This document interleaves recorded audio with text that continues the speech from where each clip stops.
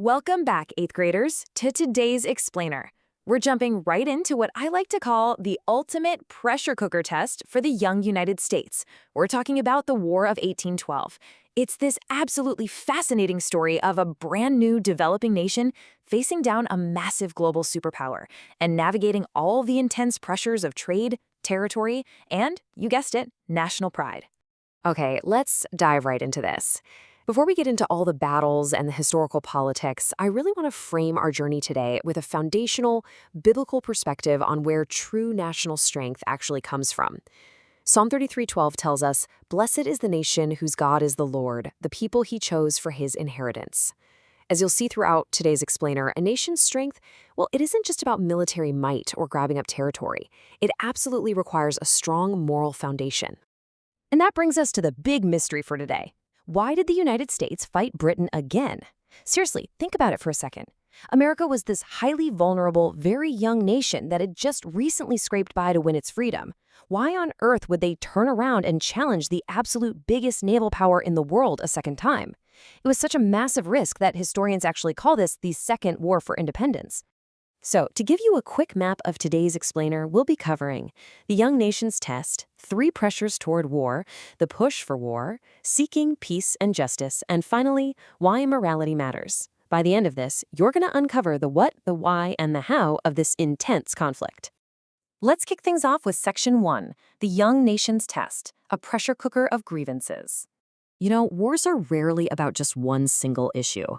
The War of 1812 was absolutely not some random overnight conflict. Like I said earlier, it was exactly like a pressure cooker. Over several years, grievances and economic vulnerabilities just kept piling up. We're talking about heavy, everyday pressures affecting all walks of life. You had farmers trying to sell their crops, merchants just trying to sail the seas, and frontier settlers trying to build their homes safely. The tension just kept building and building, stacking up year after year until the lid had to pop and someone had to take action. Moving right along to Section 2, 3 pressures toward war. The heat rises. Now, what's really interesting here is how these 3 major causes work together to create just an impossible situation for the United States. We have trade restrictions, the impressment of sailors, and British support for native resistance. These are the volatile ingredients piling up to push the young nation right to the breaking point. Let's break each one of them down to see exactly what was happening behind the scenes. First up, let's look at the incredible economic pressure. At this time, Britain and France were locked in a massive war with each other, and both sides were aggressively trying to limit American trade with their enemy. Britain issued something called the Orders in Council, which were essentially strict trade blockades. And man, these restrictions severely damaged the U.S. economy. They literally blocked American goods from reaching European markets, which absolutely infuriated American merchants who were just trying to make an honest living and keep their young economy afloat. Then we have the second pressure, a practice called impressment. This was when Britain captured U.S. sailors and forced them into British naval service. I want you to just imagine that for a second. You're working peacefully at sea. Your ship is suddenly stopped by a massive British warship. You're literally pulled off your deck and told you now serve a foreign flag and have to go fight in their wars. It's wild, right? This completely outraged Americans because it was a direct, aggressive violation of personal freedom and their sovereignty as a newly independent nation. The third pressure point was happening right on the American frontier. Britain was actively supplying weapons to Native American tribes in the Northwest Territory. These tribes, led by brilliant and fierce figures like Tecumseh, were fighting hard to protect their land and resist U.S. expansion. Now, to be clear, while Native Americans were rightfully defending their homes, from the U.S. perspective, Britain was blatantly meddling in American domestic affairs, acting as a massive, armed obstacle to American settlement and growth. Which brings us to Section 3, the push for war, blowing the lid off.